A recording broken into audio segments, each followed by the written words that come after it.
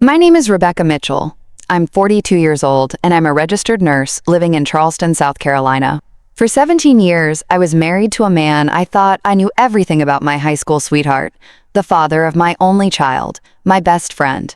But what I discovered in the summer of 2024 shattered every belief I had about my family, my marriage, and the man sleeping beside me every night.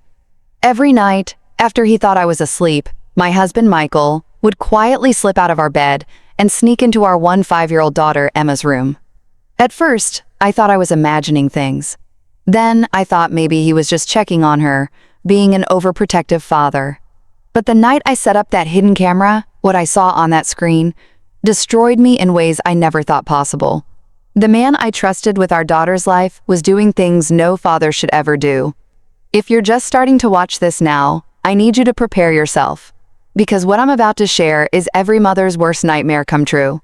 If this story is touching your heart, or if you've ever had that gut feeling that something was wrong in your own home, please hit that like button. It helps other parents who might be going through the same thing find this story. Subscribe to the Nurse Mom's Truth channel so you never miss these important life stories that could save a child. And please tell me in the comments where you're watching from and what time it is right now. Knowing that mothers and fathers from around the world are listening gives me the strength to share this painful truth. It really does mean everything to this broken-hearted mama. Let me take you back to the beginning, to when I still believed in the fairy tale.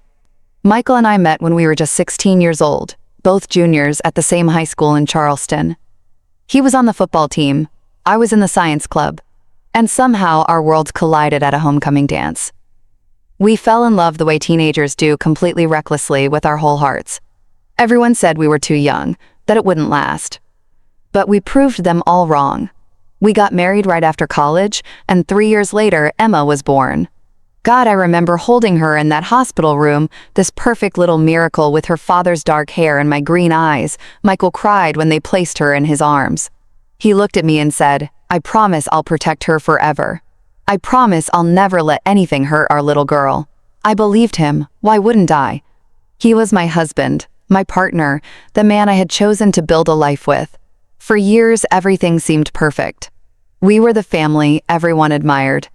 Michael worked as an accountant for a respected firm downtown, and I worked the day shift at Charleston Memorial Hospital. We arranged our schedules so that one of us was always home with Emma. Michael was the kind of father who never missed a soccer game, who helped with homework every single night, who made pancakes shaped like Mickey Mouse on Saturday mornings. He started a tradition when Emma was just 5 years old. Father-daughter breakfast dates once a month at this little diner on King Street, just the two of them. Everyone would say, "Oh, Michael is such a devoted father. Emma is so lucky." And I believed it too. I was proud of how involved he was, how much time he spent with our daughter. I thought I'd married the perfect man, given my child the perfect father. Emma grew up happy and bright. She was the kind of kid who made friends easily, who brought home straight A's, who played center midfielder on her club soccer team. When she started high school last year as a freshman at Charleston Academy, I felt that bittersweet pride every mother feels. My baby was growing up. She was becoming this beautiful, intelligent young woman, and I couldn't have been more proud. But then things started to change. It was subtle at first. So subtle, I didn't even notice it happening. Emma stopped sitting with us for family dinners. She'd grab a plate and take it to her room, claiming she had too much homework. When I'd insist she eat with us, she'd sit there silently, pushing food around her plate, barely eating anything. Within 2 months, she'd lost almost 15 pounds. Her face became gaunt, her collarbones jutting out sharply. I asked her about it. Of course I did. "Honey, you're getting too thin. Are you eating enough at school?" She'd just shrug and say, "I'm fine, Mom. I'm just not that hungry anymore." I thought maybe it was the stress of high school, or maybe she was becoming self-conscious about her body the way teenage girls do. I never, not for 1 second, suspected the real reason my daughter was wasting away before my eyes. The father-daughter breakfast dates stopped. Michael would suggest them, and Emma would make excuses. "I have a project due," or "I'm meeting friends," or "I'm just really tired, Dad." I saw the hurt flash across Michael's face, and I felt bad for him. I thought Emma was just going through that teenage phase where kids pull away from their parents. I actually encouraged her to spend more time with her father. God, the guilt of that eats at me every single day. Emma started locking her bedroom door all the time, even during the day when she was just doing homework or listening to music. If I knocked, she'd yell, "Just a minute." And I'd hear her rushing around before she'd open the door, always just barely wide enough to peek her head out. "What do you need, Mom?" she'd ask, impatient, irritated. Her grades started slipping. My daughter, who'd always been an honor roll student, started bringing home C's and D's. Her teachers called concerned. "Emma seems distracted in class. She's not participating anymore. Is everything okay at home?" I assured them that everything was fine, that she was just adjusting to the rigors of high school. Another lie, I told myself, another sign I missed. The dark circles under her eyes grew worse, and some mornings, Emma looked like she hadn't slept at all.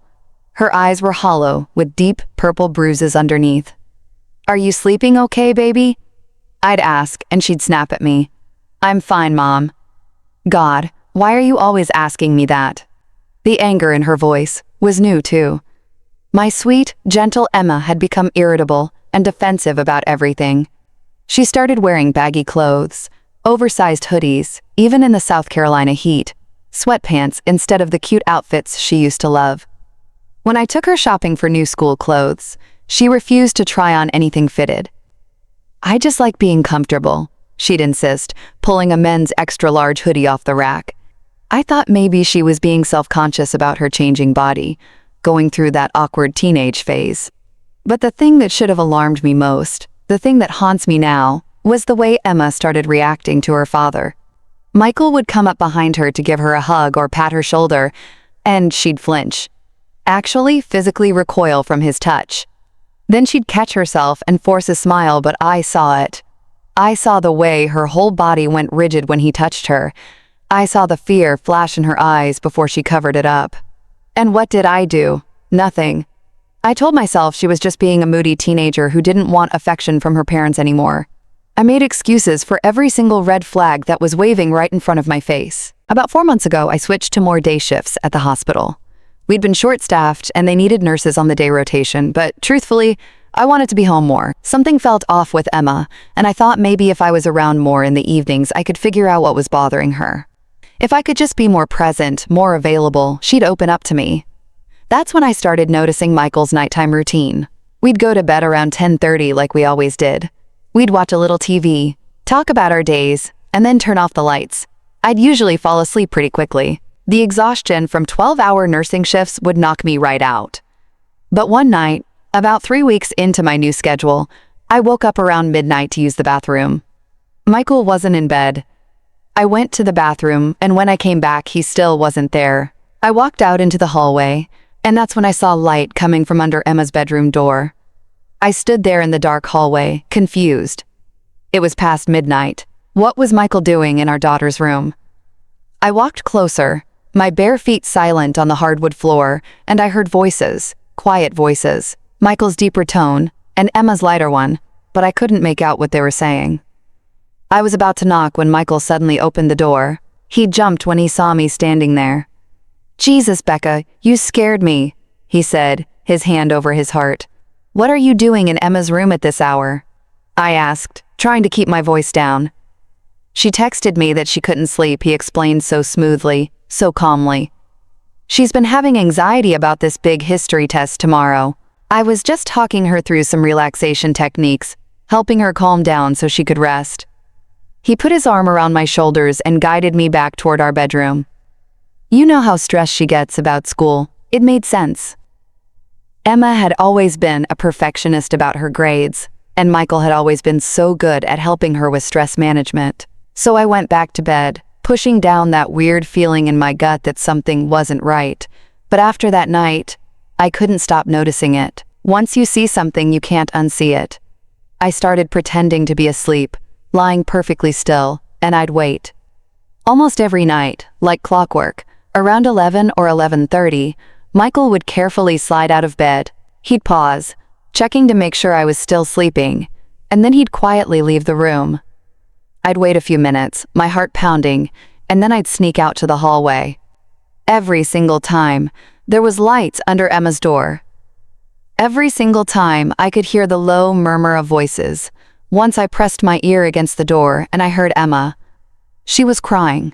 Soft, muffled crying, like she was trying to be quiet. My hand was on the doorknob. I was going to open it to burst in and demand to know what was happening. But then I heard Michael's voice, soothing and gentle. Shh. It's okay, sweetheart. Daddy's here. Everything's going to be okay. And I stopped, because that's what fathers do, right? They comfort their crying daughters, help them through teenage angst and anxiety. I went back to bed, but I couldn't sleep. Something was wrong. Every instinct I had was screaming that something was very, very wrong. But what was I accusing my husband of? Being too caring? Spending too much time with our daughter? What kind of wife suspects her husband of something sinister just for being a good father? The next morning at breakfast, I watched them. Emma wouldn't look at Michael. She stared down at her cereal, her shoulders hunched, her whole body language screaming discomfort. Michael, on the other hand, was cheerful and normal, asking her about her history test, reminding her that he believed in her. Emma just nodded, gave one-word answers, and excused herself as quickly as possible. After she left for school, I confronted Michael. "Is everything okay with Emma?" I asked, trying to sound casual. "She seems really withdrawn lately." Michael sighed and sat down his coffee mug. "I've noticed it too," he said, concern etched on his face. "I think she's going through something. Maybe trouble with friends, or maybe she has a crush on someone and doesn't want to tell us. You know how teenage girls are. Everything feels like the end of the world. Maybe we should take her to see someone," I suggested. "A therapist, someone who specializes in teenagers." "Let's give it a little more time," Michael said, reaching across the table to squeeze my hand. "I think she just needs patience and support from us right now. If it gets worse, we'll absolutely get her professional help. But let's not make her feel like there's something wrong with her, you know." It sounded so reasonable, so rational. And Michael was always the more patient parent, the one who said I worried too much, who told me not to catastrophize. So I agreed. I gave it more time. But I couldn't shake the feeling. As a nurse, I'm trained to trust my clinical instincts. When something feels off with a patient, even if I can't put my finger on exactly what it is, I dig deeper. I investigate, and every instinct I had was telling me that something was very wrong in my own home. I started paying closer attention to Emma. I'd come home from work and go straight to her room, just to check on her. She'd be lying on her bed, staring at the ceiling or sitting at her desk, pretending to do homework, but just staring blankly at her textbook. "Hey, honey," I'd say softly. "How was school?" "Fine," she'd answer without looking at me. "Do you want to talk about anything? Anything at all?" "No, Mom, I'm fine. Can you please just leave me alone?" The anger in her voice felt like a slap every time. My daughter, who used to tell me everything, who used to curl up next to me on the couch and share every detail of her day, now couldn't even stand to be in the same room with me.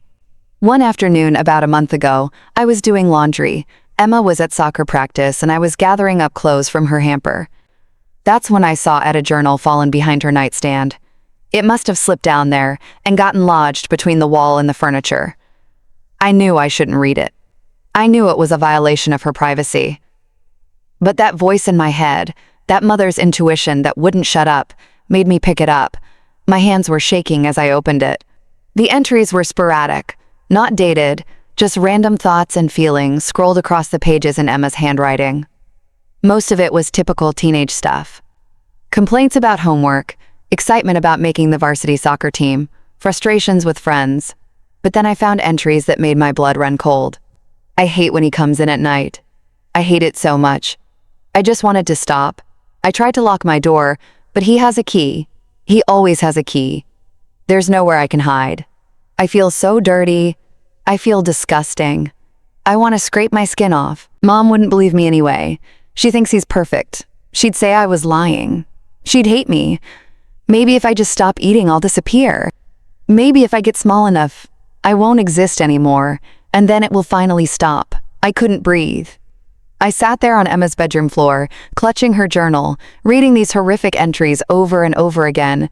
What was happening to my daughter? What was Michael doing to her? The implications were so horrifying, so unthinkable, that my mind refused to fully process them. But I had to know. I had to know the truth, no matter how much it destroyed me. I put the journal back exactly where I'd found it. I finished the laundry on autopilot, my mind racing. When Emma came home from practice, I tried to talk to her. I sat on her bed and asked her as gently as I could, "Baby, is there anything you want to tell me? Anything at all? You know you can tell me anything, right? No matter what it is, I'll believe you. I'll protect you." Emma's face went white. She looked terrified, her eyes darting to her bedroom door like she was afraid someone might be listening. "What are you talking about?" she asked, her voice shaking. "Why are you asking me that?" I said softly, "I just want you to know that you're safe with me." I continued, reaching for her hand. She pulled away. "If anyone is hurting you, if anyone is making you uncomfortable, even if it's someone we know and trust, you can tell me. I will believe you." "Nothing's wrong, Mom," Emma suddenly yelled, standing up from her bed. "Why are you being so weird? Just leave me alone. I'm fine. Everything is fine." She was crying now, angry tears streaming down her face. "Get out of my room. Just get out." I left. What else could I do? She was clearly terrified, clearly protecting someone, but she wouldn't talk to me. And I was terrified too. Terrified of what I might discover, terrified that my worst suspicions might be true. That night at dinner, I watched Michael with new eyes. I watched the way he looked at Emma. I watched the way he'd reach over and touch her hand or her shoulder, and the way she'd subtly pull away. I watched the way he smiled at her, and something about that smile suddenly seemed all wrong. How had I never seen it before? Or had I seen it and just refused to acknowledge it? After dinner, Michael said he was going to help Emma with her math homework. They went to her room together, and I stood in the kitchen, frozen, my mind screaming at me to do something, to stop them, to burst in there and what? Accuse my husband of something I had no proof of, something I didn't even want to believe was possible. I went to bed early that night, claiming I had a headache. I took 2 Tylenol PM and laid down waiting. I didn't have to wait long. Around 11:15, Michael carefully got out of bed. I heard him leave the bedroom, heard the soft creak of Emma's door opening and closing. I grabbed my phone from the nightstand and opened a notes app. I started documenting everything: the time, the pattern, Emma's behavioral changes, the journal entries I'd read. I needed to start building a record, a timeline, evidence of something I still desperately hoped I was wrong about. The next day, I called my best friend from nursing school, Patricia. She works in pediatrics now, specializing in child abuse cases. I asked her to meet me for coffee, and when we sat down, I couldn't even look her in the eye as I told her everything. Mom wouldn't believe me anyway. She thinks he's perfect. She'd say I was lying, she'd hate me. Maybe if I just stop eating, I'll disappear. Maybe if I get small enough, I won't exist anymore, and then it will finally stop. I couldn't breathe. I sat there on Emma's bedroom floor, clutching her journal, reading these horrific entries over and over again. What was happening to my daughter? What was Michael doing to her? The implications were so horrifying, so unthinkable that my mind refused to fully process them. But I had to know. I had to know the truth, no matter how much it destroyed me. I put the journal back exactly where I'd found it. I finished the laundry on autopilot, my mind racing. When Emma came home from practice, I tried to talk to her. I sat on her bed and asked her as gently as I could, "Baby, is there anything you want to tell me? Anything at all? You know you can tell me anything, right? No matter what it is, I'll believe you. I'll protect you." Emma's face went white. She looked terrified, her eyes darting to her bedroom door like she was afraid someone might be listening. "What are you talking about?" she asked, her voice shaking. "Why are you asking me that?" I said softly. "I just want you to know that you're safe with me," I continued, reaching for her hand. She pulled away. "If anyone is hurting you, if anyone is making you uncomfortable, even if it's someone we know and trust, you can tell me. I will believe you." "Nothing's wrong, Mom," Emma suddenly yelled, standing up from her bed. "Why are you being so weird? Just leave me alone. I'm fine. Everything is fine." She was crying now, angry tears streaming down her face. "Get out of my room. Just get out." I left. What else could I do? She was clearly terrified, clearly protecting someone, but she wouldn't talk to me. And I was terrified too. terrified of what I might discover, terrified that my worst suspicions might be true. That night, at dinner, I watched Michael with new eyes. I watched the way he looked at Emma. I watched the way he'd reach over and touch her hand or her shoulder, and the way she'd subtly pull away. I watched the way he smiled at her, and something about that smile suddenly seemed all wrong. How had I never seen it before? Or had I seen it and just refused to acknowledge it? After dinner, Michael said he was going to help Emma with her math homework. They went to her room together, and I stood in the kitchen, frozen, my mind screaming at me to do something, to stop them, to burst in there and what? Accuse my husband of something I had no proof of, something I didn't even want to believe was possible. I went to bed early that night, claiming I had a headache. I took 2 Tylenol PM and laid down waiting. I didn't have to wait long. Around 11:15, Michael carefully got out of bed. I heard him leave the bedroom, heard the soft creak of Emma's door opening and closing. I grabbed my phone from the nightstand and opened a notes app. I started documenting everything: the time, the pattern, Emma's behavioral changes, the journal entries I'd read. I needed to start building a record, a timeline, evidence of something I still desperately hoped I was wrong about. The next day, I called my best friend from nursing school, Patricia. She works in pediatrics now, specializing in child abuse cases. I asked her to meet me for coffee, and when we sat down, I couldn't even look her in the eye as I told her everything. The late-night visits, Emma's changes, the journal entries, the fear I saw in my daughter's eyes. Patricia listened without interrupting, and when I finished, she reached across the table and gripped my hand so hard it hurt. "Rebecca," she said, her voice urgent and serious, "you need to install a camera in Emma's room. Right now, today. You need concrete evidence before you go to the police, because without it, it becomes he said, she said. And these cases are incredibly difficult to prosecute."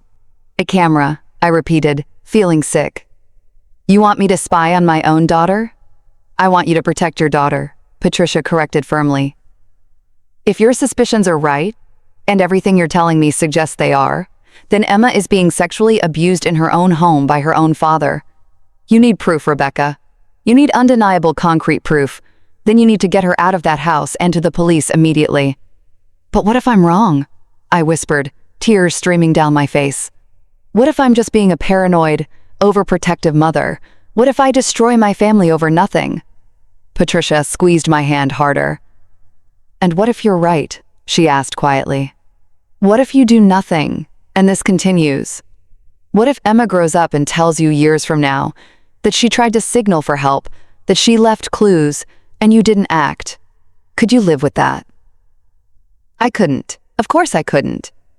After meeting with Patricia, I drove to an electronics store across town, somewhere I wouldn't run into anyone I knew.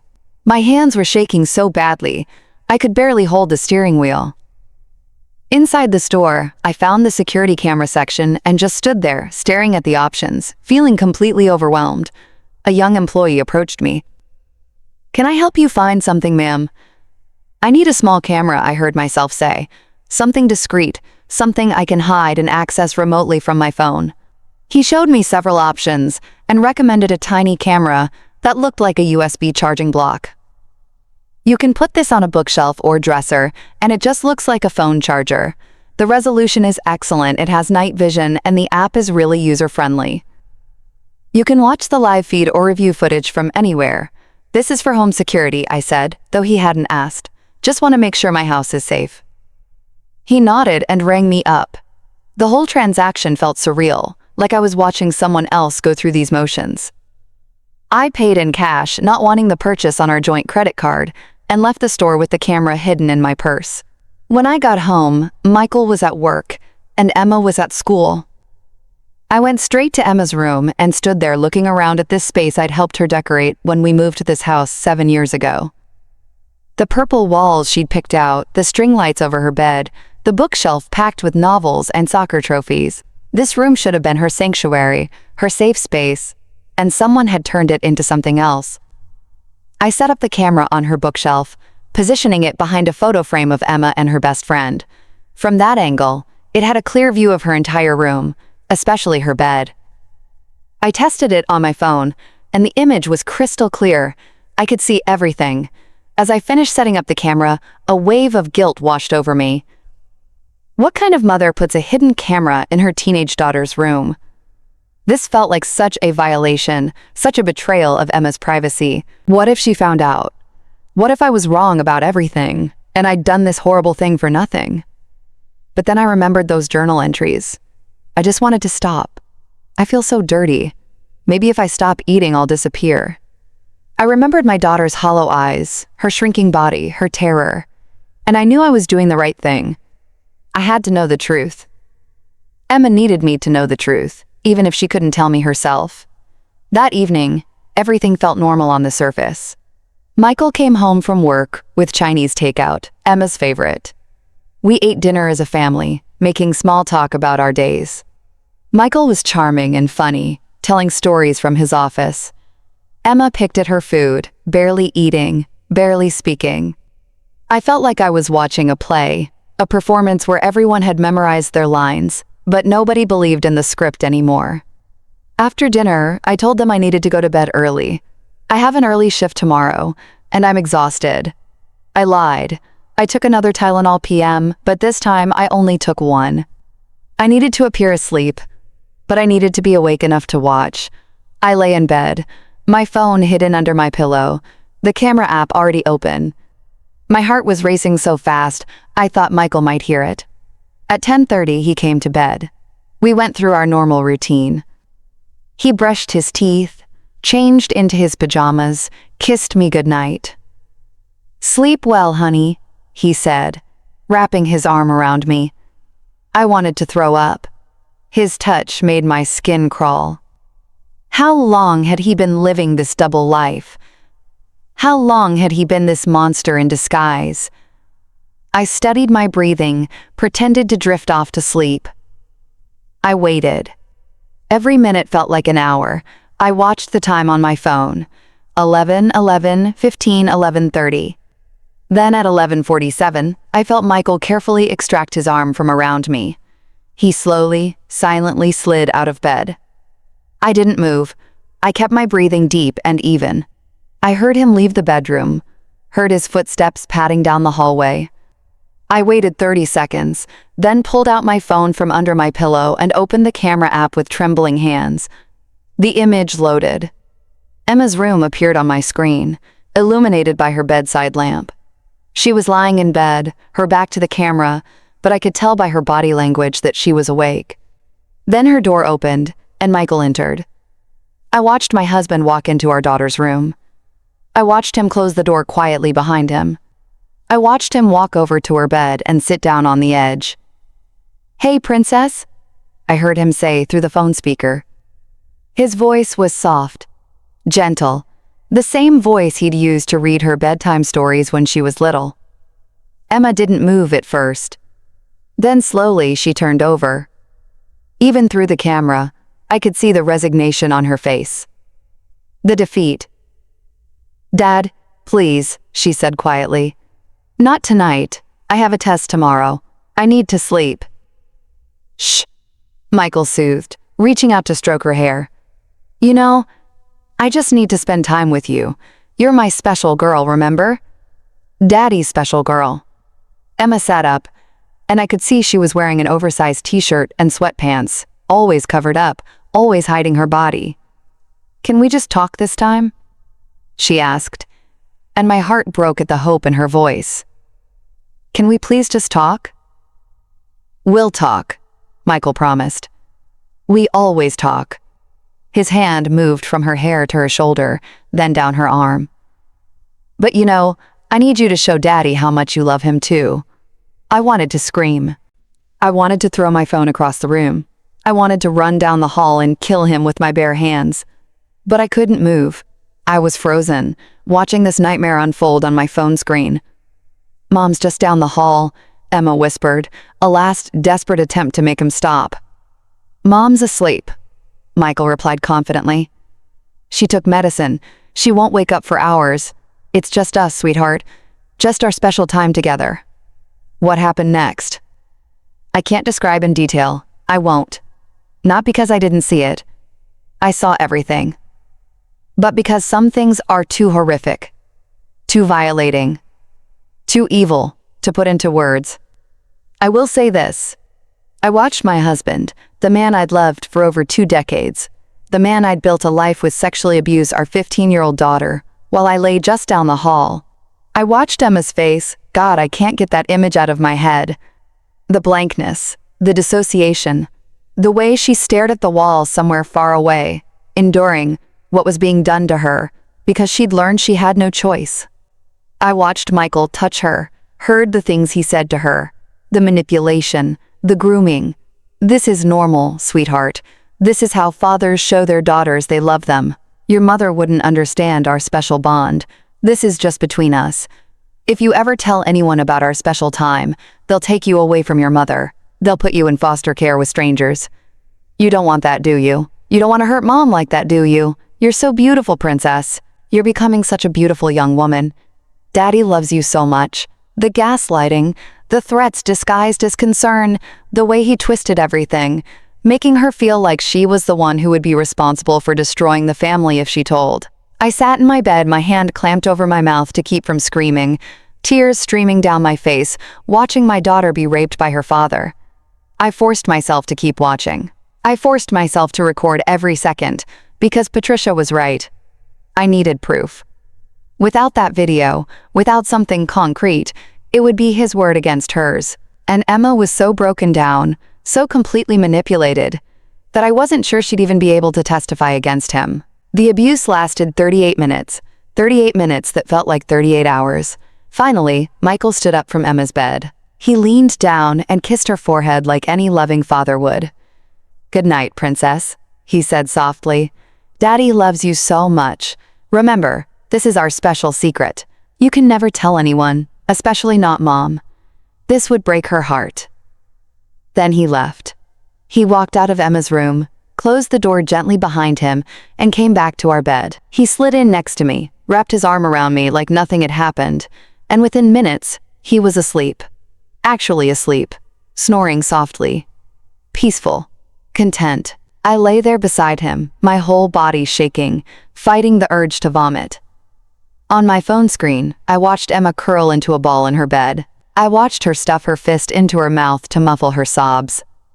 I watched my baby girl cry silently alone in the dark after her father had just raped her. I wanted to run to her. Every cell in my body screamed at me to go to her, to hold her, to tell her I knew that I believed her, that she was safe now. But I couldn't. If Michael woke up and found me in Emma's room, if he suspected I knew anything, he might run. He might destroy evidence. He might hurt Emma even worse to ensure her silence.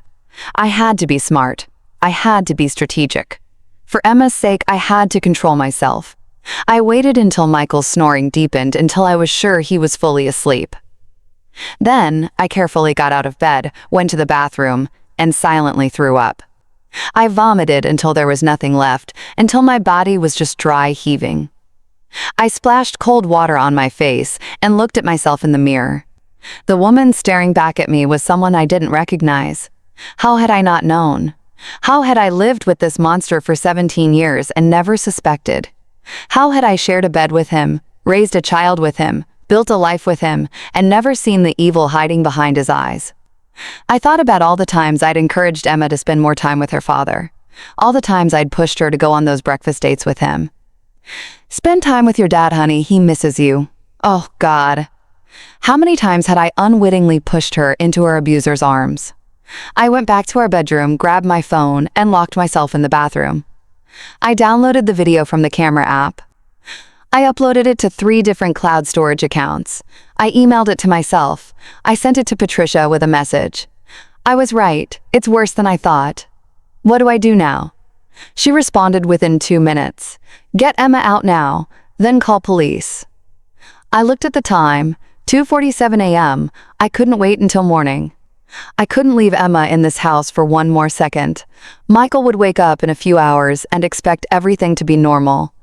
He'd make breakfast, kiss us both goodbye, go to work, and Emma would have to sit there and pretend everything was fine. No, not anymore. Never again. I went to Emma's room and quietly opened the door. She was still curled up in her bed, but I could tell she wasn't sleeping. "Emma," I whispered. "Baby, It's Mom. She sat up quickly, panic on her face. Mom, what are you doing? Dad might. I know, I interrupted softly, walking over to sit on her bed. Emma, I know everything. I know what he's been doing to you. The look on her daughter's face, I'll never forget it. Terror, hope, disbelief, shame, all of it crashing together. You know, she whispered, her voice breaking. You believe me? Oh, baby, I said, and I pulled her into my arms. She collapsed against me, sobbing. Of course, I believe you. I'm so sorry. I'm so sorry I didn't know sooner. I'm so sorry I didn't protect you. I wanted to tell you, Emma cried into my shoulder. I tried to tell you so many times, but he said you'd never believe me, she cried. He said you'd think I was lying. He said I'd destroy the family. I held her tight. You're not destroying anything, I said fiercely. He did this. This is all him. None of this is your fault. Do you hear me? None of this is your fault. We sat there for a few minutes, Emma, crying years' worth of pain and fear into my shoulder, while I held her and silently vowed to destroy the man who'd done this to her. Emma, I finally said, pulling back to look at her face. We need to leave right now tonight. Get dressed and pack a bag. Just the essentials. We're going to Aunt Sarah's house, and then we're going to the police. He'll find us, Emma said, terrified. He'll come after us. He'll make it worse. He won't, I promised. I have proof, baby. I have video evidence of what he did tonight. He's never going to touch you again. I promise you, he is never going to hurt you again. Emma's eyes widened. Video? You recorded it? I installed a hidden camera, I explained. I needed proof before we could act. I needed to make sure that when we went to the police, they'd believe you. And now they will. They'll have to. 20 minutes later, we quietly left the house. I didn't pack anything for myself. I didn't want to risk making noise. We just took Emma's duffel bag with some clothes and toiletries, and we left. We got into my car and drove away from that house, from that prison, where my daughter had been suffering for God knows how long. As I drove through the dark streets of Charleston toward my sister's house on the other side of town, Emma sat in the passenger seat, silent tears streaming down her face. Mom, she said quietly. Yes, baby, when did you know? When did you figure it out? I gripped the steering wheel tighter, feeling the weight of that question.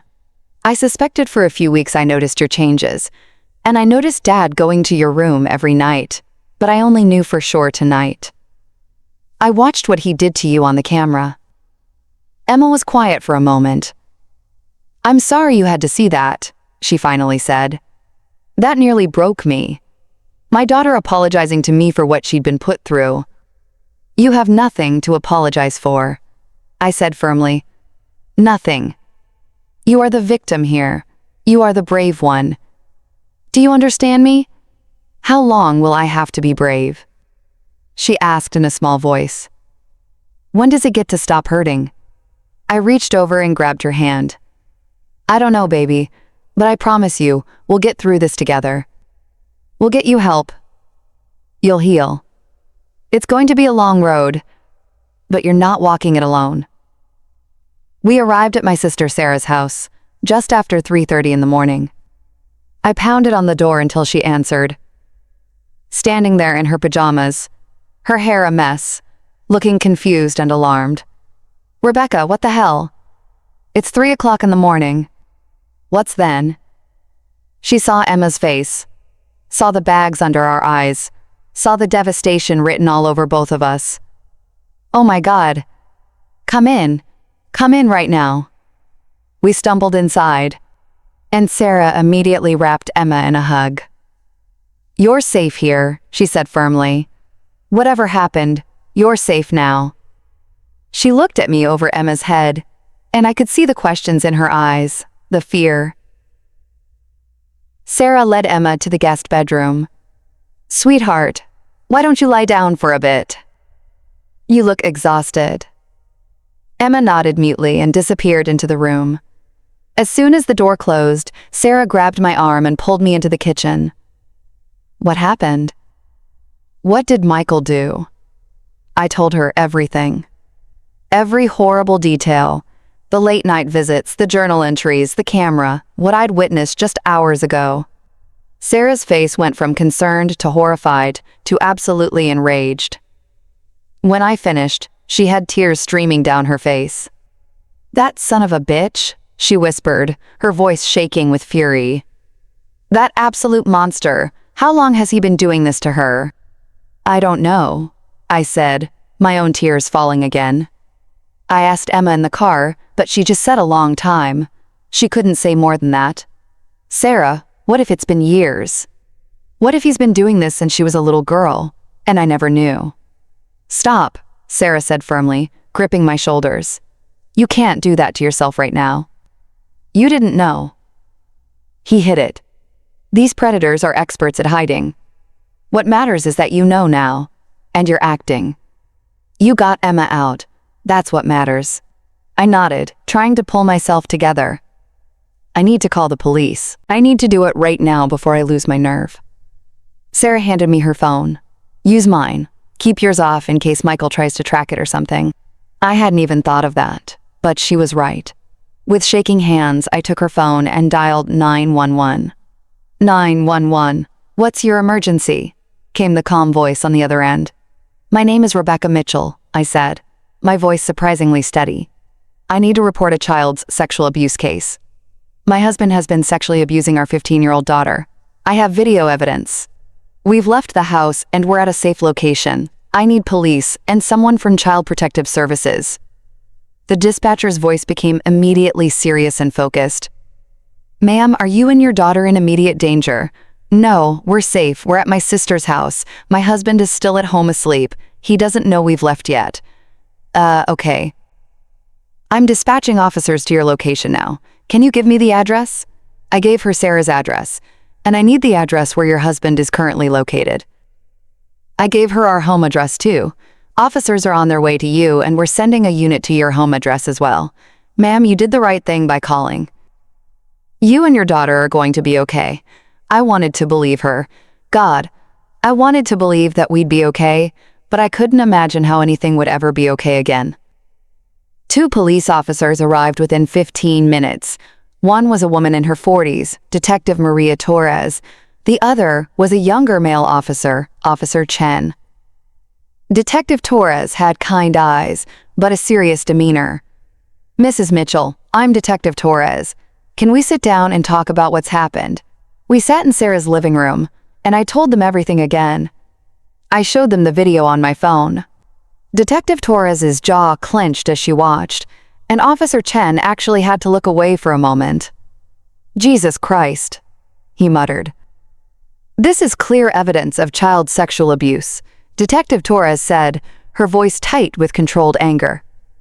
"Mrs. Mitchell, I need you to send this video to me immediately. We'll need the original file from the camera as well. This is going to be crucial evidence in the prosecution. There's more." I said, "I found my daughter's journal. She has entries about what he's been doing. I didn't bring it with me, but it's in her room behind her nightstand. We'll get a warrant and retrieve that as well." The detective assured me. "Now I need to speak with Emma. I know this is traumatic, but I need to get her statement while everything is fresh." "Can I be with her?" I asked. "For part of it, yes. But at some point, I'll need to speak with her alone. It's standard procedure in these cases." She must have seen the fear on my face because she added gently, "I specialize in child abuse cases, Mrs. Mitchell. I know how to talk to victims without re-traumatizing them. I promise I'll be as gentle as possible." Emma was brought out to the living room. She looked so small, so fragile, wrapped in one of Sarah's blankets. Detective Torres introduced herself and explained what would happen. "Emma, I know this is scary and hard, but I need you to tell me in your own words what's been happening. Can you do that?" Emma looked at me and I nodded encouragingly.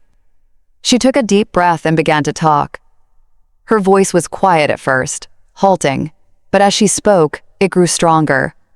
She told Detective Torres everything, when it started when she was 12 years old. How it began with inappropriate touching during their father-daughter breakfast dates. How it escalated over the years. How he'd tell her it was their special secret.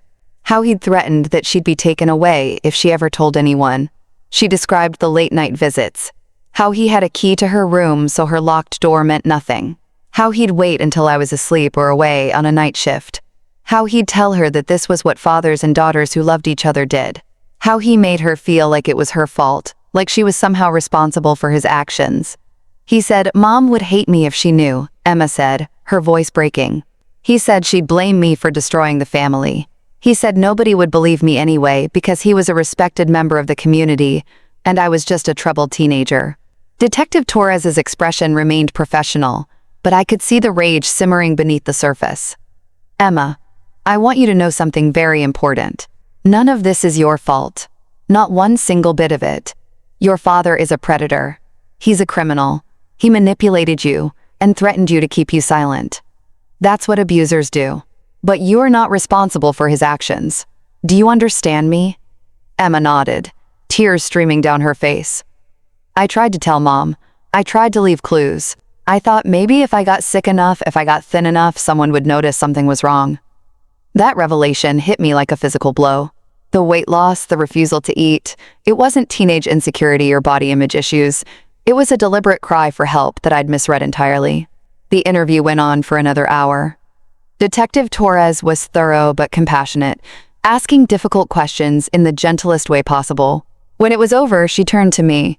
"Mrs. Mitchell, we're going to arrest your husband this morning. Officers are already stationed outside your home to make sure he doesn't flee. We'll execute the arrest when he wakes up and leaves for work. We don't want to spook him by going in the middle of the night." "What happens after that?" I asked. "He'll be charged with multiple counts of child sexual abuse, rape of a minor, and other related charges. Given the video evidence and Emma's testimony, I'm confident we have a strong case. We'll also be filing for an emergency protective order to keep him away from both of you." "How long will he go to prison for?" Emma asked quietly. Detective Torres looked at her seriously. "If convicted on all charges, which I believe he will be, he's looking at a minimum of 25 years, possibly more. He'll also have to register as a sex offender for life." 25 years. It seemed both like too much and not nearly enough. No amount of prison time could undo what he'd done to Emma, could give her back the childhood he'd stolen. "There's something else you should know," Detective Torres continued. "This case will likely attract media attention. Child abuse cases involving seemingly normal, respected families often do. You need to be prepared for that. We'll do everything we can to protect Emma's identity, but it might get uncomfortable." I hadn't even thought about that. Of course, the media would cover this. Michael was well known in Charleston's business community. People would be shocked. Some would probably defend him, claim it was all lies. Others would say they always knew something was off about him. The gossip, the speculation, the judgment, it would be brutal. "We'll handle it," I said firmly. "Whatever we have to face, we'll handle it. The most important thing is keeping Emma safe and getting justice." By 6 a.m., we received word that Michael had been arrested. He'd woken up, gotten ready for work, and walked out to his car where officers were waiting. According to the report, he'd acted shocked and confused, claiming it was all a misunderstanding that his wife was mentally unstable and had made up lies about him. That made me so angry. I saw red. Even now, even caught red-handed with video evidence. He was trying to manipulate the situation, trying to make me look like the crazy one. But it didn't matter. The evidence was irrefutable. Within hours, Michael was formally charged with 7 counts of child sexual abuse, 3 counts of rape of a minor, and multiple counts of child endangerment. The bail hearing was set for the following day. That first day at Sarah's house was a blur. A social worker from Child Protective Services came to check on Emma and ensure she was in a safe environment. They interviewed both of us, asked hundreds of questions, and ultimately determined that Emma could remain in my care as long as we stayed away from our home and maintained the protective order against Michael. A victim's advocate was assigned to us, a woman named Jennifer, who specialized in helping survivors of sexual abuse. She brought resources, information about therapy, and guidance on what to expect from the legal process. She sat with Emma for over an hour, just talking, helping her understand that she wasn't alone, that there were thousands of survivors who'd been through similar trauma and had healed. "It's going to be a long road," Jennifer told us. "Honestly, healing from this kind of trauma doesn't happen overnight, but Emma, you're incredibly brave. You survived, and now you're going to learn how to thrive." Emma asked the question that had been haunting her. "Will I have to testify in court? Will I have to see him again?" "Possibly," Jennifer answered truthfully. "The prosecutor will try to avoid it if possible. With the video evidence and your initial statement, they might not need you to testify. But if the case goes to trial, you might have to take the stand. If that happens, we'll prepare you thoroughly. You'll have support every step of the way. The thought of Emma having to face Michael in court, having to recount her abuse in front of strangers, made me physically ill. But we'd crossed that bridge when we came to it. That evening, Emma and I lay together in the guest bed at Sarah's house. She'd barely left my side all day, terrified that if she let me out of her sight, I might disappear. "Mom," she said quietly in the dark. "Yes, baby. How long did you know something was wrong before you put in the camera?" I thought about how to answer that honestly. I noticed changes in you about 4 months ago. The way you were acting different, pulling away, the dark circles, the weight loss. But I didn't suspect Dad specifically until about a month ago when I noticed him going to your room at night. Why didn't you ask me sooner? There was no accusation in her voice, just genuine curiosity. I did ask you, honey, multiple times, but you said you were fine, and I wanted to believe you were fine. I wanted to believe that my family was normal and healthy. I think part of me was terrified of what I might discover if I looked too closely.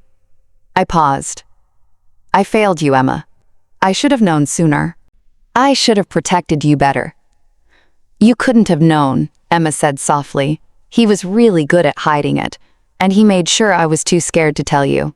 He spent 3 years convincing me that you'd either not believe me, or that telling you would destroy you. He said learning the truth would break your heart and you'd never recover. He was trying to isolate you, I said, anger creeping into my voice again. That's what abusers do.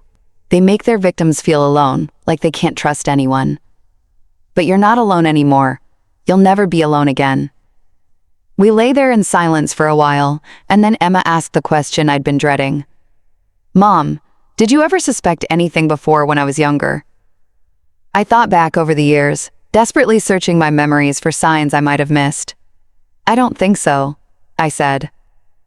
Honestly, I thought your relationship with Dad was sweet. I thought he was being a devoted father. Looking back now, I can see things differently. The way he insisted on always being the one to tuck you in, even when you got older, the way he'd spend so much private time with you, the father-daughter dates, that I thought were precious, but at the time, I just saw a dad who loved his daughter. I never imagined.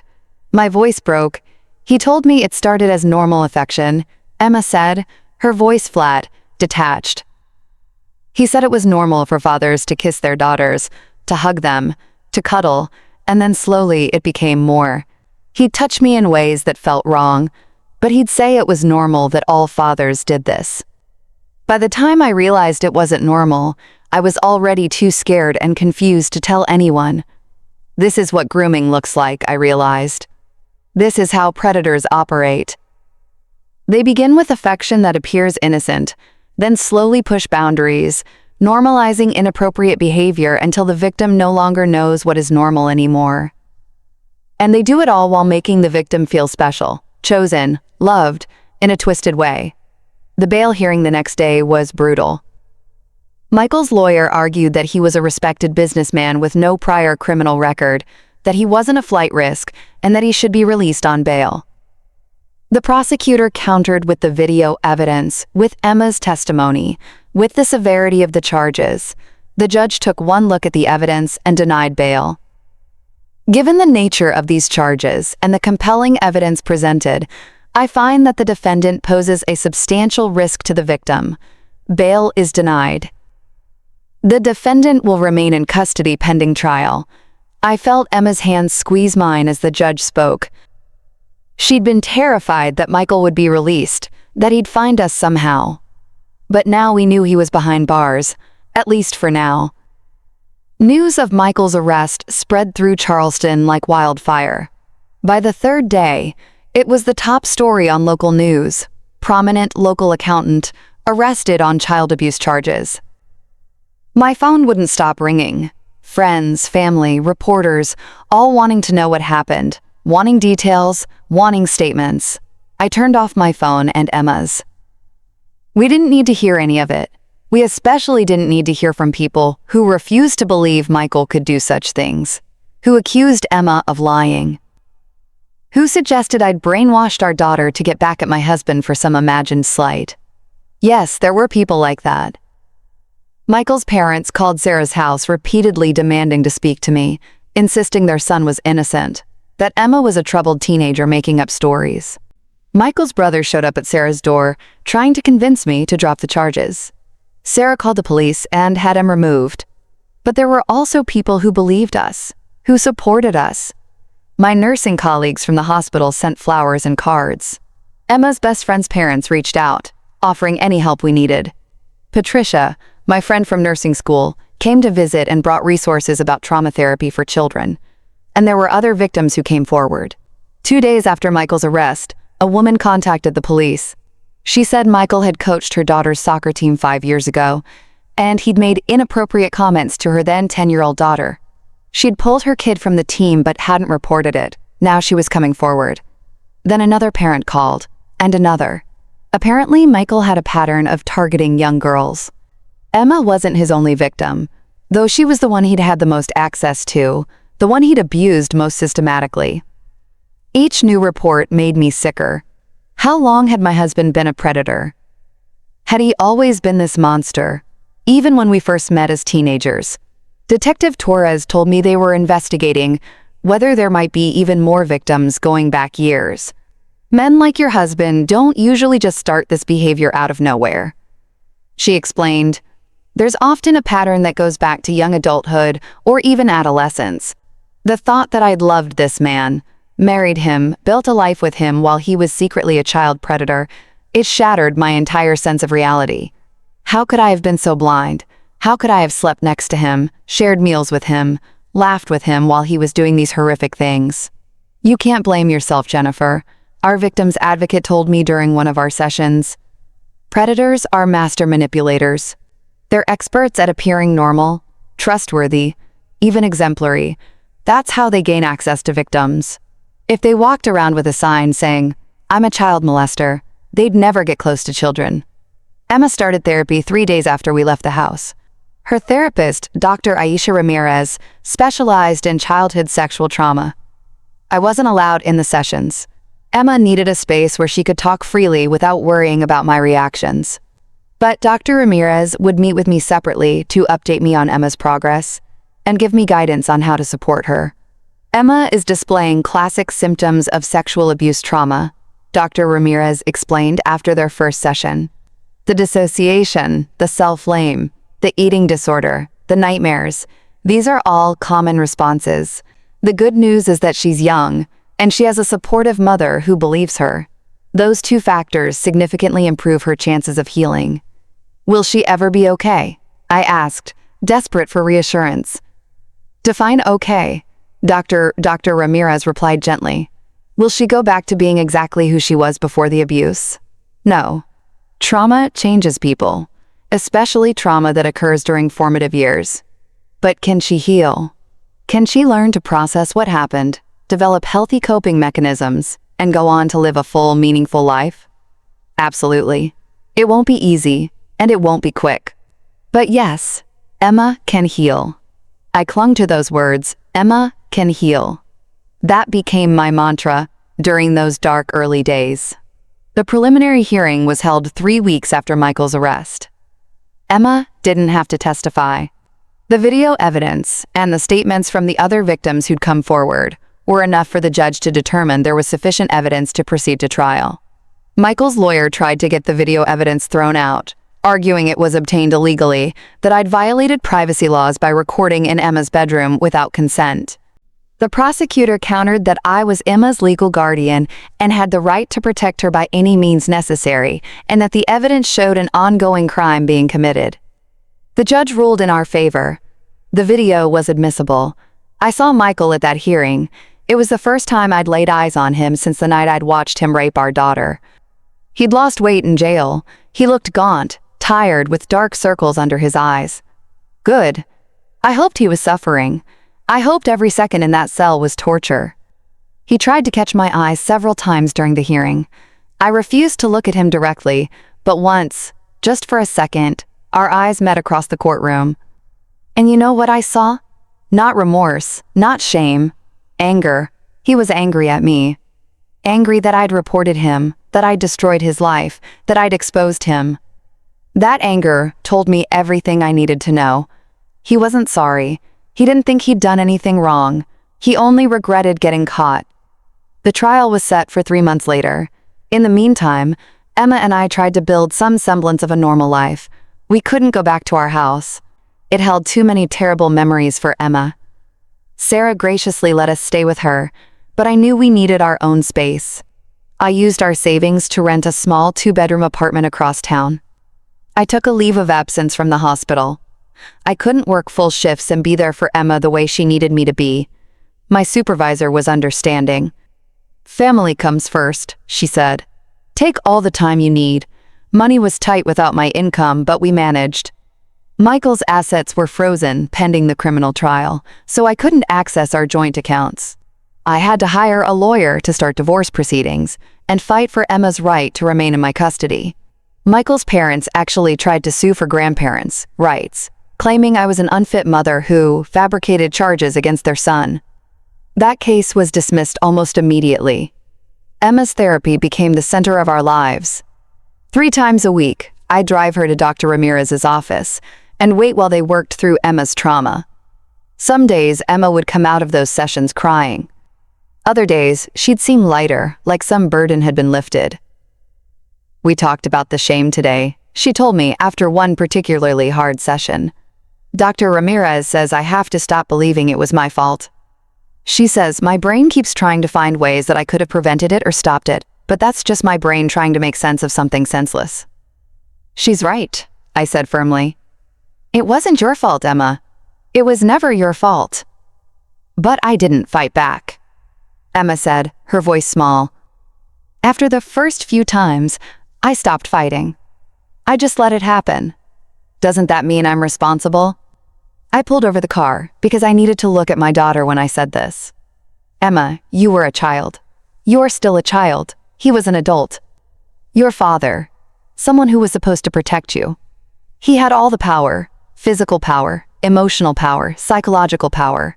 You survived the only way you knew how. Not fighting back doesn't mean you consented. It means you were terrified and trying to survive. There is no shame in that." These conversations happened frequently. Emma's healing wasn't linear. She'd have good days where she seemed almost like her old self, laughing at something on TV or joking with her Aunt Sarah. Then she'd have bad days where she couldn't get out of bed, where the weight of everything crushed her. The nightmares were the worst. Emma would wake up screaming, convinced Michael was in the room. I'd have to turn on all the lights, check the locks, remind her that he was in jail, that he couldn't get to her. Some nights she'd sleep in my bed, terrified to be alone. School was another challenge. Emma had missed so much of her sophomore year that we had to withdraw her officially. We planned to re-enroll her once the trial was over, and things had settled down. In the meantime, I hired a tutor to help her keep up with coursework. Emma lost all of her friends except one. Most of the kids at her school either didn't believe her story or didn't want to be associated with the drama. Only her best friend, Sophia, stood by her. Sophia's parents were amazing. They brought Emma over for game nights, treated her normally, never made her feel like damaged goods. As the trial date approached, the prosecutors met with us to prepare Emma for testifying. Despite the strong evidence, Michael had refused to take a plea deal. He was going to trial, which meant Emma would have to take the stand. "I need you to tell the jury exactly what happened," the prosecutor, Assistant District Attorney James Chen, explained. "Your testimony combined with the video evidence and the other victim statements will make this case ironclad." "What will his lawyer do?" Emma asked nervously. "He'll try to discredit you," Ada Chen said honestly. "He'll suggest you made this up for attention or that you misinterpreted normal fatherly affection. He'll try to poke holes in your timeline, question why you didn't report it sooner. I won't lie to you, Emma. It's going to be uncomfortable, but you need to remember that the jury will be watching the video. They'll see exactly what happened. His lawyer can try all he wants to twist things, but the evidence speaks for itself." We practiced for hours. Ada Chen asked Emma every possible question, including the uncomfortable ones, the ones designed to rattle her. Why didn't you lock your door? Why didn't you scream for your mother? Didn't you enjoy the special attention from your father? Each question was more awful than the last, but Emma needed to be prepared. When he asks these things, Adhen coached. You stay calm. You tell the truth simply and directly. I did lock my door, but he had a key. I didn't scream because he'd threatened that I'd be taken away if I told anyone. No, I didn't enjoy being raped by my father. Don't let him fluster you. The night before the trial began, Emma couldn't sleep. She came into my room at 2 a.m. and crawled into bed next to me, just like she used to do when she was little and had bad dreams. "I'm scared, Mom," she whispered. "I know, baby. I'm scared too." "What if they don't believe me? What if he gets away with it?" I held her close. "They will believe you. The evidence is overwhelming. Michael will be convicted. I promise you. What if I freeze up on the stand? What if I can't talk? Then you take your time. You breathe. You remember that I'm right there in the courtroom with you. You remember that you're telling the truth. And the truth is powerful." We lay there together in the dark, neither of us sleeping, both of us dreading what was to come. The trial lasted a week. It was covered extensively by local media. "Monster father on trial for abusing daughter," read the headlines. I stopped reading the news articles, stopped looking at social media. The comments were too toxic. People defending Michael, people attacking Emma, people blaming me for not knowing, for not protecting my daughter. The prosecution presented their case methodically. They showed the video the jury watched in horrified silence as Michael assaulted Emma on screen. Several jurors were crying by the end. They called the other victims to testify about Michael's inappropriate behavior. They called Dr. Ramirez to explain Emma's symptoms and how they were consistent with sexual abuse trauma. And then they called Emma. Watching my daughter walk to that witness stand was one of the hardest things I've ever done. She looked so small up there, so vulnerable. Michael's lawyer objected to everything, tried every tactic to prevent Emma from testifying. But the judge overruled him. Adia Chen started gently, asking Emma to describe her relationship with her father when she was younger. Emma's voice was quiet but steady as she explained how close they'd been, how much she'd trusted him. Then Chen asked when things changed. "I was 12. Emma said we were at one of our breakfast dates, and he touched me under the table in a way that felt wrong. When I pulled away, he said I was being silly, that fathers and daughters were allowed to be affectionate." She went through the whole timeline, explaining how the abuse escalated, how the threats began, how she became trapped in this nightmare. The jury listened with rapt attention. Several looked like they wanted to jump over the bench and attack Michael themselves. Then came the cross-examination. Michael's lawyer, a slick defense attorney named Richard Thornton, approached Emma with fake sympathy. "Miss Mitchell, I know this is difficult for you, but I have to ask, isn't it true that you were angry at your father for being strict with you?" "No," Emma said firmly. "Isn't it true that he'd grounded you several times for poor grades, and you wanted to get back at him?" "No, my grades were fine until the abuse started affecting my ability to function." "Isn't it possible that you misinterpreted normal parental concern and affection as something inappropriate?" Emma looked Thornton right in the eye. "I didn't misinterpret being raped." The courtroom went silent. Even Thornton seemed thrown by Emma's directness. He tried a few more angles, but Emma had been well prepared. She didn't waver. She didn't break down. She told the truth calmly and clearly. When she finally stepped down from the witness stand, she walked straight to me. I held her while she shook with silent sobs, so proud of her courage, so devastated that she'd had to show it. The defense's case was weak. They called character witnesses, Michael's co-workers, his friends, his parents, who all testified about what a great guy he was. But their testimonies rang hollow against the video evidence and Emma's powerful testimony. Michael himself took the stand in his own defense. It was a mistake. He tried to claim that the video was taken out of context, that he was merely comforting his distressed daughter. The prosecutor tore him apart on cross-examination. "Mr. Mitchell, in the video, we hear you tell your daughter this is our special secret. What did you mean by that?" Michael stumbled through an explanation about how he was helping her with anxiety and didn't want to worry me. "And when you told her, show Daddy how much you love him, you were asking for what exactly?" Michael's face wrined. He had no good answer. "Mr. Mitchell, we have your daughter's journal with entries describing years of abuse. We have testimony from other young girls describing your inappropriate behavior, We have video evidence of you sexually assaulting your daughter. What context could possibly excuse any of that?" Michael couldn't answer. He sat there, his lies exposed, his true nature revealed for everyone to see. The jury deliberated for less than 4 hours. When they came back, I held Emma's hand so tightly I probably hurt her. The 4 women stood. "On the charge of child sexual abuse in the first degree, how do you find?" "Guilty." "On the charge of rape of a minor, how do you find?" "Guilty, guilty, guilty, guilty." 7 counts. All guilty verdicts. Emma collapsed against me, sobbing with relief. Across the courtroom, I heard Michael's mother wailing. Michael himself sat stone-faced, finally realizing that his life as he knew it was over. The sentencing hearing was held 2 weeks later. Ada Chen argued for the maximum sentence. Emma read a victim impact statement that left everyone in tears. "My father stole my childhood," she said, her voice strong despite the tears streaming down her face. "He stole my sense of safety, my ability to trust, my innocence. He made me feel dirty and ashamed for things that were never my fault.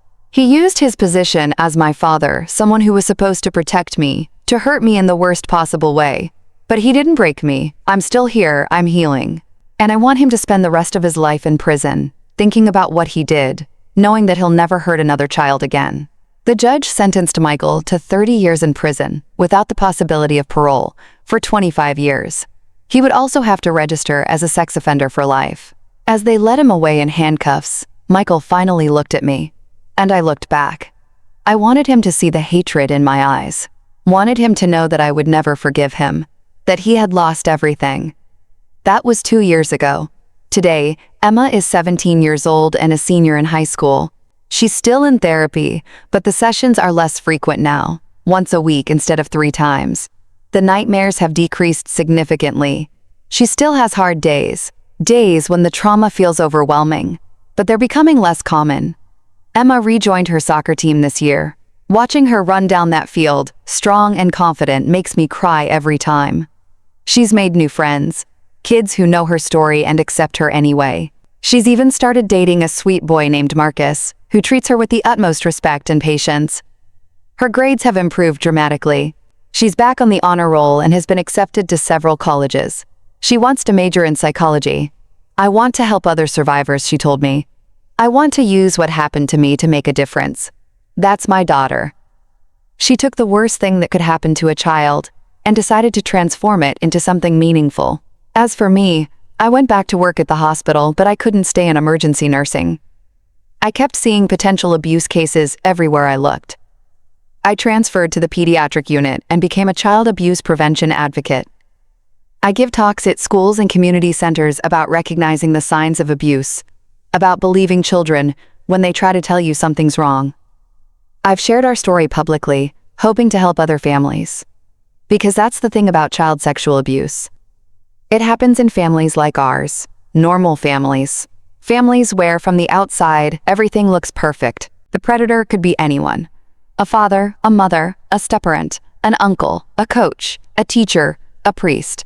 They're often people we trust implicitly, which is exactly how they gain access to victims. I've learned so much since that horrible night I installed the camera. I've learned that approximately 1 in 10 children will be sexually abused before they turn 18. I've learned that 90% of child sexual abuse victims know their abuser. I've learned that 35% of child sexual abuse is committed by family members. I've learned the warning signs that I missed with Emma. Sudden behavioral changes, withdrawal from activities they once enjoyed, age, inappropriate sexual knowledge, fear of specific people or places, physical signs like unexplained injuries, sleep disturbances and nightmares, regressive behavior, and changes in eating habits. I've learned that children rarely lie about abuse. In fact, they're more likely to minimize or hide it because of shame, fear, or manipulation by the abuser. When a child tells you something, you believe them. You act immediately. You protect them first and sort out the details later. To any parents watching this, I need you to understand something crucial. Trust your instincts. If something feels off with your child, if their behavior changes drastically, if they seem afraid of someone they should trust, investigate. Don't make excuses. Don't rationalize. Don't tell yourself that you're overreacting. I almost lost my daughter because I ignored my instincts. I almost let my child continue to be raped because I didn't want to believe my husband could be a monster. Don't make my mistake. And to any young people watching this who are experiencing abuse, it is not your fault. Nothing you did caused this. The adult is 100% responsible, not you. You deserve to be safe. You deserve to be protected. You deserve to heal. Please tell someone. Tell a trusted teacher, a school counselor, a friend's parent, a relative. Keep telling until someone listens and believes you. Call the National Sexual Assault Hotline at 1,800,656,473. Call the Child Help National Child Abuse Hotline at 1-800-422-4453. These lines are confidential and available 24/7. There are people who will believe you, who will help you, who will protect you. You are not alone. There are millions of survivors out there who have been through what you're going through, and so many of them have healed and gone on to live full, meaningful lives. That can be you too. But you have to speak up. You have to break the silence. I know it's terrifying. I know the abuser has probably threatened you, told you that no one will believe you, that telling will destroy your family, that you'll be taken away from everyone you love. Those are lies. Lies designed to keep you trapped and silent. The truth is that speaking up is the bravest thing you can do.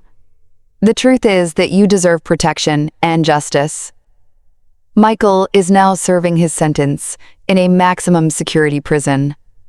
I've heard through legal channels that he's not doing well. Other inmates don't look kindly on child molesters. Good. I have no sympathy for him. None. He deserves every terrible thing that happens to him in there. His parents still maintain his innocence. Still claim that Emma and I conspired to destroy him. We've cut off all contact with them. They wanted supervised visitation with Emma, claiming they had a right to see their granddaughter. Emma said absolutely not. She wants nothing to do with anyone who defends what Michael did. I supported her decision completely. The divorce was finalized a year ago. I got full custody of Emma, which was never really in question given the circumstances. I got the house too, though I sold it immediately. Neither Emma nor I could ever step foot in that place again. Too many terrible memories lurk in those rooms. I've started dating again, which feels strange and terrifying. How do you trust anyone after what I've been through? How do you let someone into your life, into your daughter's life, when you married a man you thought you knew everything about and discovered he was a monster? My therapist, yes, I'm in therapy too, says that what happened with Michael doesn't mean all men are predators. She says I need to learn to trust my instincts again, to recognize that I'm not the same naive woman I was before. I'm hypervigilant now. I notice things I never noticed before. That's probably a good thing when it comes to protecting Emma. Emma has met the man I'm seeing, Daniel. He's a teacher at the community college, divorced with 2 grown sons. He's patient and kind and has never once pushed for our relationship to progress faster than I'm comfortable with. Most importantly, he treats Emma with respect. He doesn't try to act like a father figure. He doesn't try to hug her or touch her at all. He maintains appropriate boundaries and lets Emma set the pace for their relationship. I like him, Mom. Emma told me after Daniel had come over for dinner a few times. He's not trying too hard. He's just normal coming from Emma. That was high praise. We still have hard days, both of us. The trauma doesn't just disappear because justice was served. Emma still struggles with trust issues, with intimacy, with feeling safe in her own body. I still struggle with guilt, with anger at myself for not knowing sooner, with fear that I missed other signs along the way. But we're healing slowly, painfully, but genuinely healing. Emma recently told Dr. Ramirez that she's starting to have days where she doesn't think about what happened at all. I just live. She said I'm just a normal teenager doing normal things, and then I remember, and it feels heavy again. But those moments of just living, they're getting more frequent. That's what healing looks like. It's not a straight line. It's not going from broken to fixed in some neat linear progression. It's having more good days than bad days. It's the nightmare spacing out. It's being able to talk about what happened without completely falling apart. It's learning that you're more than what was done to you. Emma wants to tell her story publicly when she's 18. She wants to do speaking engagements at schools, warning other kids about predatory behavior, teaching them that abuse isn't their fault. If my story can save even one kid, she says, then maybe all of this will have meant something. I'm so proud of her, I could burst. This girl who went through hell, who survived years of abuse, who had to testify against her own father in court, she's taking all that pain and transforming it into purpose. She's going to change lives, I know she is. We're planning to write a book together, Emma and I, our story from both perspectives. The mother who didn't know, and the daughter who couldn't tell.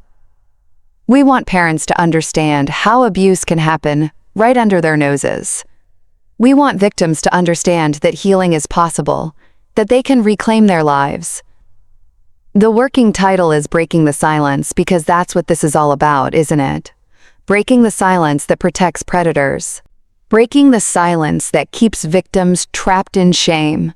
Breaking the silence that allows child sexual abuse to continue happening at epidemic levels in our society. People ask me sometimes how I'm doing, really doing. The truth is, I'm okay. Not great, not perfect, but okay. I have moments of crushing guilt where I torture myself with what ifs and ifs. What if I'd noticed sooner? What if I'd pushed harder when Emma wouldn't talk to me? What if I'd installed that camera months earlier? But my therapist reminds me that what ifs are a road to nowhere. I did the best I could with the information I had. And when I finally understood what was happening, I acted decisively. I protected my daughter. I got justice. That has to be enough. The hardest part is reconciling the first thought I knew with the Michael who actually existed. For 17 years, I believed I was married to a good man, a devoted father, a loving husband. How much of that was real? Was any of it real? Or was he always a predator just wearing the mask of normally? I'll never know the answer to that. And I've had to make peace with the fact that I'll never fully understand how someone can hurt a child the way Michael hurt Emma. Normal people can't comprehend that level of depravity. We can't wrap our minds around how a parent can look at their own child and see a victim instead of someone to protect. But evil exists. Predators exist. And they're often not the strangers we warn our children about. They're the people we trust most. The people with keys to our homes and access to our children. The people who hide behind reputations and respectability. That's why vigilance is so important. That's why we have to listen when children try to tell us something's wrong. That's why we can't afford to be naive or to make excuses for inappropriate behavior just because it's coming from someone we love and trust. If I could go back and talk to my past self, the Rebecca who stood in that hallway hearing Emma cry through her bedroom door, I would shake her and scream, "Open the door. Don't walk away. Your daughter needs you to be brave enough to face the truth." But I can't go back. None of us can. All we can do is move forward, do better, be better. All I can do now is use our story to help other families, to prevent other children from suffering the way Emma suffered. Every time I give a talk about recognizing abuse, I think about the parents in the audience. I wonder if even one of them will go home and pay closer attention to their children. I wonder if even one of them will notice something off and act on it. I wonder if our story will save even one child from what Emma went through. If it does, if just one child is protected because I was brave enough to share our most painful moments, then it will have been worth it. Worth the public scrutiny. Worth reliving the trauma. Worth all of it. Emma and I have this thing we do now. Every night before bed, no matter what kind of day we've had, we tell each other 3 good things that happened.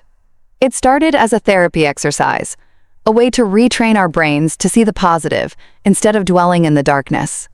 But it's become our ritual, our way of ending each day with gratitude instead of fear. Tonight, Emma's 3 things were: I scored a goal at soccer practice. Marcus made me laugh so hard I snorted water out of my nose. And I went 3 whole hours without thinking about Dad even once. My 3 things were: I helped a mother at the hospital recognize signs of abuse in her child and connected her with resources. I made Emma's favorite pasta for dinner, and she actually ate a full serving. And I got to watch my daughter smile genuinely at least a dozen times today. These small moments, they're what healing looks like. They're what surviving looks like. They're what thriving looks like. To everyone watching this, whether you're a parent, a survivor, or someone who works with children, thank you. Thank you for listening to our story. Thank you for caring enough to watch a 60-minute video about one of the hardest subjects there is to talk about. Thank you for being the kind of person who wants to protect children. If this story moved you, if it opened your eyes, if it made you think differently about child safety, please like this video. It helps the algorithm show it to more people who need to see it. Subscribe to Nurse Mom's Truth so you don't miss any of the important stories I share here. These conversations are uncomfortable, but they're necessary. Silence protects predators. Speaking up protects children. And please tell me in the comments, where are you watching from? What time is it in your part of the world? Have you ever had to make a difficult choice to protect someone you love? Have you had experiences similar to ours? Your stories matter. Your voices matter. When we share our truths with each other, we create a community of support and protection. Thank you for watching. Thank you for caring. And please, please share this video with every parent you know. You never know whose life it might save. This is Rebecca Mitchell signing off. But our fight continues. Justice for Emma was just the beginning. Justice for all survivors is our goal. Stay strong, stay brave, and never ever stop fighting to protect.